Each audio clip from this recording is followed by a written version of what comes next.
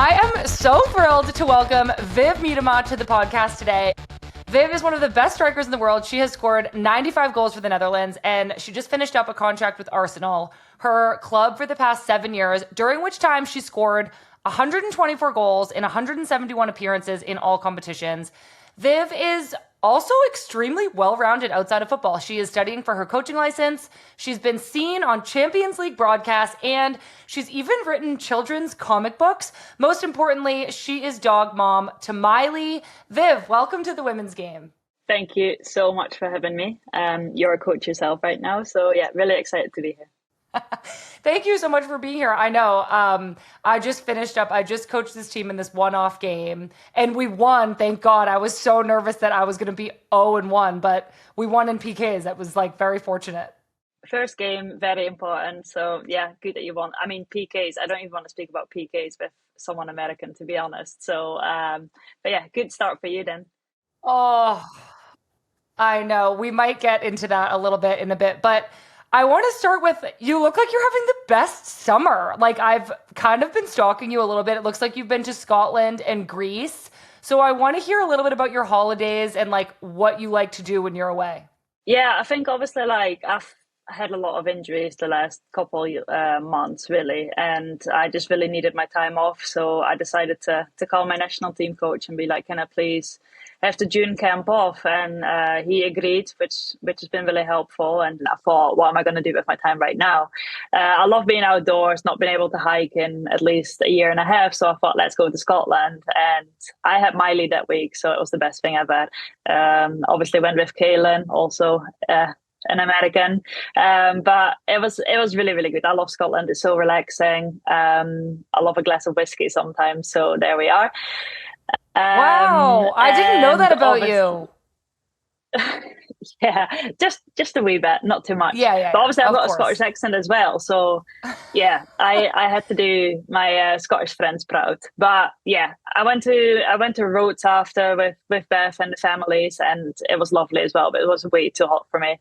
For anyone that doesn't know, I cannot handle the sun, so I spent most of my time in the shade and in an aircon room. So yeah, but it was lovely. It was really, really nice to be away. Yeah. Sometimes when you're away, just any kind of rest and turning your brain off works. Can you just tell us really quick, why do you mentioned you have a little bit of a Scottish accent. Don't you have multiple influences on your accent? Can you tell us why? When I first moved to Bayern, I obviously started dating Lisa, and she's Scottish. So I picked up the accent along the way. I didn't speak any German or English. So I kind of became a wee bit of a mix between Scottish English, Dutch German, and it was literally the worst thing ever. But yeah, here we are. Oh my gosh, I didn't know that, but that is really funny. Okay, back to doing fun things in your off time. Can you please tell us how Taylor Swift at Wembley was? It was the best night ever. I never get excited for things, and I think I did not. I was literally telling everyone every single day, I'm going to Taylor Swift. And I thought, oh, I've got such high expectations. It's going to disappoint. It didn't. It was just bloody brilliant. I loved every single thing about it. I sang 3.5 hours with her. I can't sing, but no one cared. It was the best night ever. I saw her about a year ago in Massachusetts, where I'm from, and I completely agree. It did not disappoint. It was so much fun. I had glitter all over my face. I had a pink dress on, and I had the best time. It was so good. It's banger after banger, and everyone just knows every single song. And I was just wow. I've been to a lot of concerts, but yeah, by far the best. I mean, I am a massive Swiftie, so I was always going to say that, but yeah, it did definitely not disappoint. Same. Well, I love that we have that in common, and you definitely deserve to have some fun. Like you mentioned, you've been rehabbing and training for a while now since you tore your ACL in December of 2022. You and your partner, former Arsenal teammate Beth Mead, you guys made a 5-part docu-series with Arsenal chronicling your ACL recoveries, both mentally and physically. And in that series, you talked to a ton of doctors, experts about the prevalence of these ACL injuries in the women's game. And so I want to hear from you here. What was your biggest takeaway from speaking to all those experts about the ACL injuries in women's football? sadly enough, that there's no reason and no findings yet. I think one of the reasons we wanted to do it is because, I mean, obviously we were in a situation that no one could really write. Like Beth done her ACL, then I done mine three weeks after. Her mom sadly passed away the day after I had my surgery, and we kind of just wanted to turn it into something almost like positive, so that we could actually leave like our story behind, but also look if we can find solutions for the younger girls coming through. And yeah, after I've spoken to so many specialists, there's not a direct answer. Obviously, we know that we're undertrained from a young age. That there's obviously our body is different than a man's body, but yeah, there's nothing there yet that we can say we need to change this right now so it doesn't happen anymore. And I mean, you as an athlete and you as an ex-footballer as well, like you know how likely it is to happen, and not just ACLs, also other knee injuries. And yeah, hopefully in a couple of years, decades, we can at least have less of these injuries going around in women's football. Yeah, I'm curious, what surprised you the most about your own ACL recovery? How long it took, to be honest. I think obviously I came back after 10 months, which in the end was way too quick. I wasn't ready. I was really scared still, to be honest. One of the reasons, obviously, that I ended up needing surgery again, because I tore my meniscus after coming back. I think although you've seen other players go through it and you've heard about how they do rehab, how difficult it is to come back to your level, unless you've been through it, you don't fully understand. And I think I wouldn't say that I underestimated it, but I definitely found it a lot more difficult than I thought it was going to be. Yeah, I know. I think one of the hardest parts about being injured is the repetitiveness of the exercises in the rehab. Like you feel like you're making such slow progress, and you're just kind of like getting your quad strong. And then 3 weeks later, you're still just getting your quad stronger. But then also, I think emotionally being so isolated from the team takes a big toll. I think we're so like being around everybody and having those moments where you feel really good, where you're interacting with your teammates out in the grass. We're so used to that when that kind of gets taken away and you're inside alone in the gym, you are missing the thing you love about the game, and that's playing with your teammates and friends. And so it almost adds this layer of difficulty to the rehab, because you obviously don't love the rehab the way you love the game. Yeah, absolutely. I think that's the hardest thing. Like mentally, you get into a stage that, and you're in the gym every single day, as you say, like you do repetitive stuff. You don't feel like you're making massive steps. And the first 5 months, first 6 months, I wasn't outside. And then second of all, you're not part of the team. You are, but you're not. Like you don't feel the excitement of games. You don't get to go outside with your teammates. Like you speak about football, but you don't even kick a ball yourself. So I think, although I needed that mental switch off anyway at that time in my career, like obviously I wish it was a different way. Like it was really, really tough to having to go to the games every single week and be like, oh yeah, but I still won't be here for the next 8 months. I still won't be here for the next 5 months. And yeah, again, like we play football because you want to be part of that team, and you don't feel like you are part of that team in rehab. Yeah, for sure. Well, I know that you are in a training camp with the Netherlands right now. How is your knee feeling now? So far, so good. It's definitely feeling better than it has been. Obviously, I've had 3 surgeries. I needed a bit of time, but I finally feel like I'm starting to be me again a bit. I mean, again, the new norm isn't the old normal. It's different, and it's going to be different. But I'd like to think that I'm a clever enough player to get back to my level and to adjust my game slightly. And yeah, I'm just really happy I had that extra bit of a break in between, so I can actually just really focus on getting fit now and start next season.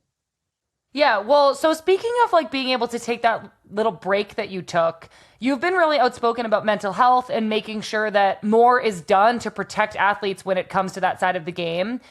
Is there anything that you have found to be really helpful that you've worked into your own routine to protect your mental health? Clearly, you just advocated for yourself to take this break, but is there anything else that you can share that has really worked for you?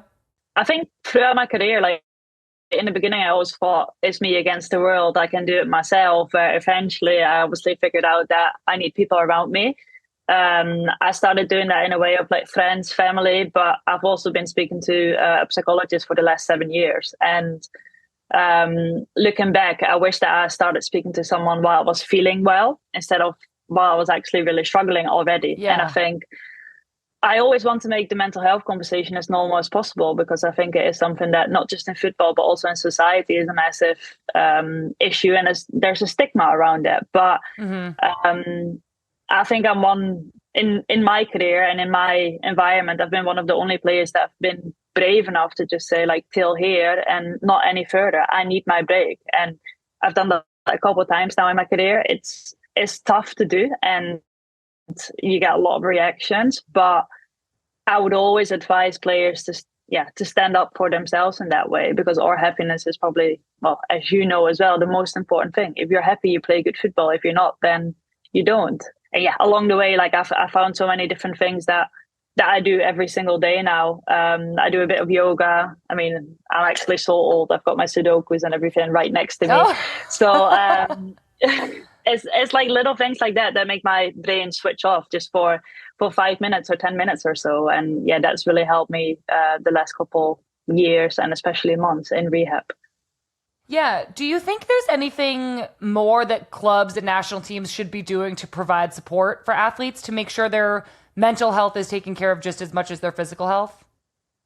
I think so. I think it's something that it's more so now that it's coming in and that most teams do have psychologists. But at the same time, I still think we're in an environment where it's almost bad to be seen with the psychologist. Like it's still like, oh yeah, by the way, I'm going to see the psych tonight. And then people turn around and they're like, oh, okay. Or we feel like we need to be secret about it and be like, oh yeah, like I can hang out with you tonight because I've got something going on. But just say I'm going to the psych. Yes, I'm talking to him or her, and go from there. But again, I hope that us current players, ex-players can open up and share our story.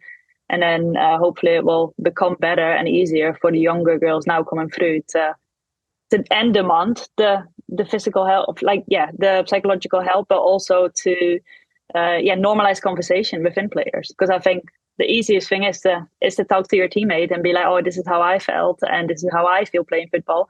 Can you help me? Or do you agree? Yeah, for sure. Well, I'm so glad to hear that you are a part of moving this towards a place where there's less stigma around talking about it. I think you're setting such a great example for the next generation, and to have a player like you who speaks so openly about it and who actually practices it and asks for a break when you need one and sees the psych when you need to. I'm just so glad that somebody like you is advocating for that. I want to backtrack kind of a long time, all the way back to your professional club debut. So you're 15 years old and you played your first game with Heerenveen of the Eredivisie, the Dutch league. How did I do?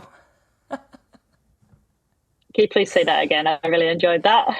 Heerenveen of the Eredivisie, nailed it. The Dutch league, where you played for 3 seasons. And Viv, you scored an incredible 83 goals in 74 games across all competitions. What was that first professional experience like for you? You're 15 years old, you're playing in your home country, and you just were racking up goals. What did that feel like? The first game was terrible. But from there on, it started being better. I think, obviously, I was only 15. I still didn't finish school yet. I got into a team with like 30-year-old women. I had no idea what to talk about. And I was also a wee bit like, obviously, puberty. And yeah, I mean, I probably wasn't the easiest kid around. So the first year was really, really tough. And then the second year, I really found my place. I grew up a bit. I knew what was needed. And yeah, I started scoring goals for fun. But I also started developing as a person off the pitch. I think that's the first season that I started realizing what I wanted to do with my school, what I wanted to study after. And I really grew up quickly. But yeah, the Eredivisie back then and even now, it's a competition where we obviously help players develop, and then eventually they'll go to Germany, to the USA, to England, and it was the same back then. Well, so just like you're saying, when your contract ended, I read that 39 clubs were interested in signing you. Is that true? Do you remember that many clubs were like, we want Viv? To be honest, I have no idea. I basically said to my agent back then, which I only just started working with because my mom and dad were doing everything for me. But I was like, look, I would really like to go to either Sweden or Germany. So yeah, let's see if there's anything there. And then eventually, obviously, it became Bayern Munich. But I had a couple offers from Brazil and Australia and Japan and Korea. And yeah, that was a bit too far away at that moment in time. Yeah. Right. So you ended up signing with Bayern Munich, and you actually played with my sister for a little bit in 2015. You played in Germany for 3 seasons. You won the Bundesliga twice. I'm curious what you thought of. Did you enjoy the German style and approach to the game? My sister told me that you guys would run a lot there. Yeah, we would just run. I mean, I think Crystal will basically say that she didn't enjoy it, I reckon. But no, it was really, really different. I think for me at that time in my career, it was really good because it brought clarity. I got really, really fit eventually, although I struggled my first year because I went from training 3 times a week to training 7 times a week and playing a game. And I was only 18 years old. Like, as I said, I didn't speak any German, no English. I think my roommate was Katie Steng. And I don't think I spoke to her for the first 6 months. Like, all I would say is probably like, all I could make was scrambled eggs and nothing else. So I think she was secretly laughing in her room every single night. But it was good for me. It was really different, and I wouldn't have changed that, but I couldn't do it again that way right now. Yeah, that sounds like a really difficult transition for an 18-year-old who doesn't speak the language and is making this jump from training at a certain level to a fully professional level. I just want to tell our listeners, you mentioned Katie Stengel, who now plays for Gotham. She's an American. And I know you guys have been friends for a long time.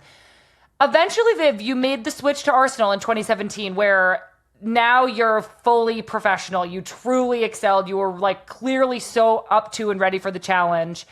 You became the all-time WSL top scorer with 79 goals in 105 games. What was it about either the WSL or about Arsenal as a club that allowed you to thrive there for so long? Yeah, I think obviously, like after the 3 years in Munich, I felt like I wanted to have like a different idea of it. Yeah, I had a different idea of playing football, and I was looking around, and one of the only clubs that fitted that bill at that time was Arsenal. The English league was obviously up and coming. It was nowhere near where it is right now, obviously, but yeah, it really excited me to go play in the footballing country of the world, and I was like, well, let's just go for it. My first year, I struggled again. We had just won the Euros at home. I had a lot of injuries my first year, and I thought, oh, I don't know if this has been the right thing for me. Like, a lot of things were gym based, and there was a lot of power and strength in the programs. And yeah, my second year, it all just kind of took off, and it started feeling like home from there. And obviously, yeah, England winning the Euros has just made everything in the league and in the country for women's football just even better. And yeah, I think, again, back then in my career, that was the right step for me. Yeah, I'm curious, while you were at Arsenal, how you saw the league grow and women's football grow, like globally. I know we're going to get to this in a little bit, but your Netherlands team won the Euros in 2017. Then you're playing in England. From 2017 to now, what kind of changes have you seen?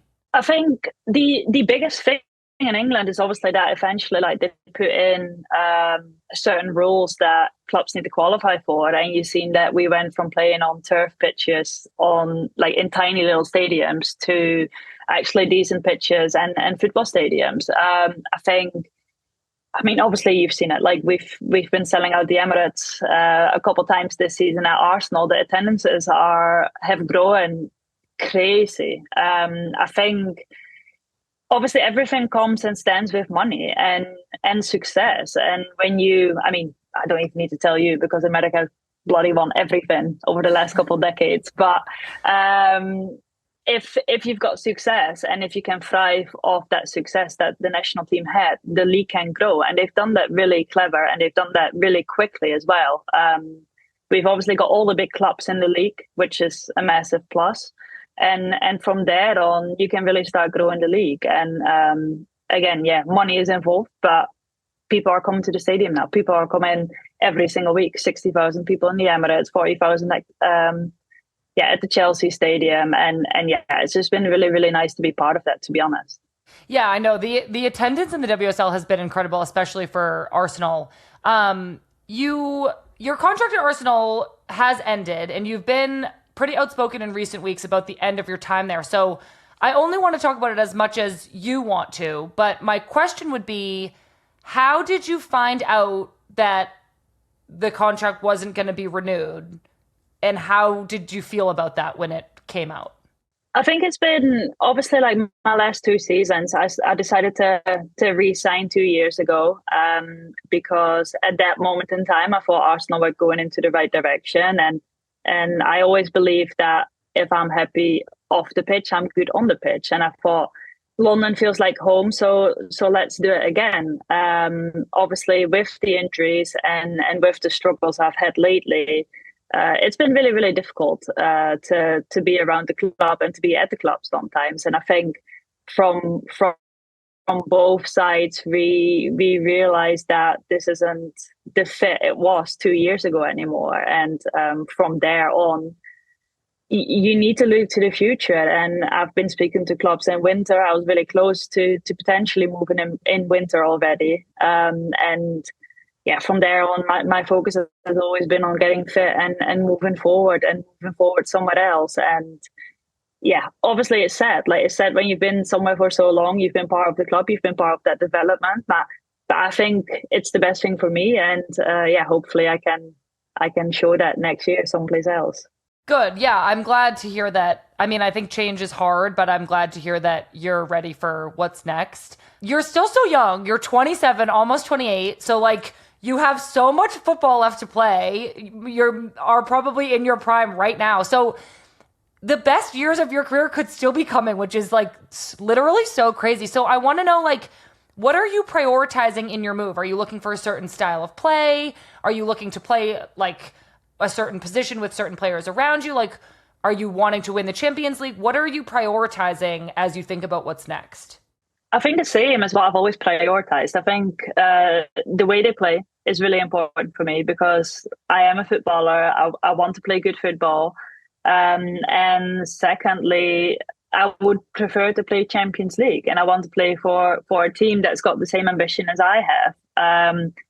Obviously, in women's football right now, there's 30 clubs you can just pick from and be like, oh yeah, we're going to be playing Champions League and we're going to win it. Like, it's not that much of a choice. But it has been difficult, to be fair. Like, obviously, as you say, like, I am 27, almost 28. I do feel a wee bit older, to be fair. I've been around for a long time, you know. You really have. I know. But yeah, I do feel like it's a big move and it's a big time for me to move. And yeah, I think the footballing part has been the most important thing. I just want to get back to fitness and I want to play good football because I know that that's when I'm at my best. Yeah, for sure. Well, thank you for sharing all of that, Viv. I know that you're going to end up somewhere incredible. I'll be rooting for you. I want to really quickly touch on your Netherlands national team. I mentioned up top that you made your Netherlands debut in 2013 at age 17, and you've since gone on to make 118 appearances and scored 95 goals. I am so blown away at how many goals you've scored for every single team you've played on. We had your Netherlands teammate Danielle van de Donk on recently, and she told us that the highlight of her career to date was winning the 2017 Euros at home in the Netherlands. You were also part of that team. You scored 4 goals in the tournament, including 2 in the final in a 4-2 win over Denmark. Can you talk to us a little bit about what that tournament was like to play and win a Euros at home and to score 2 goals in the final? What do you remember about that and how did that feel? Honestly, like, I think playing a European final, it was only an hour from my home with all my family and friends there. It's something that's probably just never going to be, beat in that sense. I think even talking about it now, like, I still get the chills anyway. But the whole tournament, like, obviously women's football wasn't as big back then, and and the whole tournament, everyone stood behind us. And we obviously had the big orange marches to the stadium. We had sold out stadiums. It was the first time we experienced that. And I had a tough start to the tournament. I didn't score the first three games. And I mean, back then I was only 19. Like I was still really, really young, but people obviously expected a lot from me. So yeah, eventually when that first goal went in the quarters and I started feeling really well and scored in the semis, then scored two in the final. I think that's helped me enjoy that tournament a wee bit better, to be fair. But yeah, it was unreal, and I don't think it's ever going to be beat. But I think if I look at myself, like I've been able to actually enjoy the World Cup after that and the Olympics a lot better because I felt less pressure and I was just more me, and I could enjoy moments and I could enjoy games. But again, because I was so young, like we need to learn. And I think hopefully I'm still fortunate enough to play a couple more tournaments. But yeah, along the way, you definitely learn different things, which again, because you've been playing tournaments yourself as well. Yeah, for sure. Well, I know you just mentioned the World Cup and the Olympics, and our teams have had some pretty epic battles in those tournaments, the 2019 World Cup final and then the quarterfinal of the 2021 Olympics. I specifically remember, Viv, when we played you guys at the Olympics, our defensive game plan was like, don't let Viv score. And then you scored twice, which was so annoying, but like so typical you. What do you have any memories that stand out about either of those games, the 2019 World Cup final or the 2021 Olympics? I think for us, like the 2019 one, like we knew it was going to be really tough. Like we went into that game thinking like we need to be unreal today will we have a chance. And I mean, we didn't. Let's be honest. You were just way better. And all I knew is that my job was to just defend your number 6. I think back then it was Julie Ertz, and that was my only job. I had nothing. That was my only thing. I was like, okay, well, that's going to be great. Then going into the Olympics, we were like, look, we can do this. And then the girls were like, well, you need to be good. And I was like, okay, well, let's try. Obviously, everything I touched at tournament went in, but that penalty after the game. But I think that was the first time that we felt like, look, we're close to the USA. We can potentially get something here. But yeah, you guys had so much experience in the big moments and you showed that. And I think it's always amazing to play against the best teams in the world. And looking back, although we lost them games, like it's been amazing to be part of that and obviously measure ourselves against you guys. But I see your shirt in the background. I'm sorry. You must love it. I do. It was really special. I won't talk too much about it, but I am really grateful that we won, especially considering it's my only World Cup ever. I'm really grateful that I was there for that. I know your team didn't qualify for the Olympics this summer. It's neither did England. It's such a tough tournament to qualify for, but I'm curious if you'll watch the games anyway and if you have a prediction for us. I will definitely try and watch the games. I think it's a bit easier because it's in Paris. So if I actually have the time, I might even try and get the Eurostar over. But I think the Olympics, I mean, it's probably the most difficult tournament to actually expect anything from, really. Like there's no time in between the games. I think Spain are unreal at the moment. They can play football. They've got the physical strength. So for me, Spain are still the favourite. But this tournament can be open to anyone. It's really the battle of the fittest, isn't it? I know. It really is. In my one Olympics experience, I remember, wow, the games just come so quick and fast in the travel and the recovery. So I think it's a lot could happen. We'll see what happens. Okay, a couple quick ones before we let you go. Viv, I know that you and Beth have a little dog together. I have a little dog too. His name is Finn. Can you tell us everything that you love about Miley? Bloody everything. I think she doesn't listen that well still, but she gives me anxiety. She takes away my anxiety. She's the cutest little dog ever. Honestly, it's genuinely been the best thing ever. I didn't want a dog, and my one rule was she cannot sleep in the bed with us. Well, that went out the window after 2 weeks. Viv, I literally just teared up because I'm like thinking I love my dog so much. That's so my cute. God, that's so embarrassing. Sorry, I interrupted you. She can't sleep in your bed with you? I said, I can't believe I made you cry there. Sorry. I know. No, I said when we got Miley, like I was like, there's one rule. I did not want her in the bed with us. Oh, And within 2 weeks, she was in the bed yeah. with us. So Yeah. yeah, it's generally the best thing ever. And I love that your dog makes you cry I on the podcast. It's well, amazing. it was so funny because you said she gives me anxiety, but she takes away my anxiety too. And like when I leave the house, I like triple check that all the doors are locked and that he's like not gonna get out. And like it does give me anxiety, but because I'm so scared of losing him. But then it's like as soon as I go back in and I touch him and we cuddle and I give him a little kiss, I'm like all It's good. gone. Like it's the best thing I could have ever done for myself and my anxiety is get a dog. I am the exact same. I think everyone around me has said I'm a different person since we've got Miley. So Oh, yeah, it's a good thing, isn't it? We're lucky to have them. so lucky. Well, I hope that I can meet Miley someday. I feel like I like love her and I'm so happy that you have that relationship with her. That makes me literally so happy. It's weird. Um, okay, we have 2 or 3 quick questions from fans. Claire on Instagram wants to know if you could only listen to one Taylor Swift song for the rest of your life, what would it be? Oh, that's really tough. I would say Cornelia Street. Cute. What about you? Mine would be All Too Well, the 10-minute version. Yeah, fair enough, because you can play it long. Yeah, yeah, for sure. Alicia wants to know when and if the time comes, do you have a dream coaching job? Um, I would say our national team job. I would love to, if I would go into coaching, then I would love to do our national team. Oh, I love that. Okay. And then, Viv, this is so annoying, but I have to ask only because, like, literally 15,000 people asked, where will you be playing your football next? I know that you can't answer, and it's fine. I'm Um, just asking for the hopefully very, listeners. hopefully very soon. I have made my decision, and I hope that everything will be sorted very shortly. But yeah, I am really, really excited for next season, and I hope that I can stay fit and get myself fit again.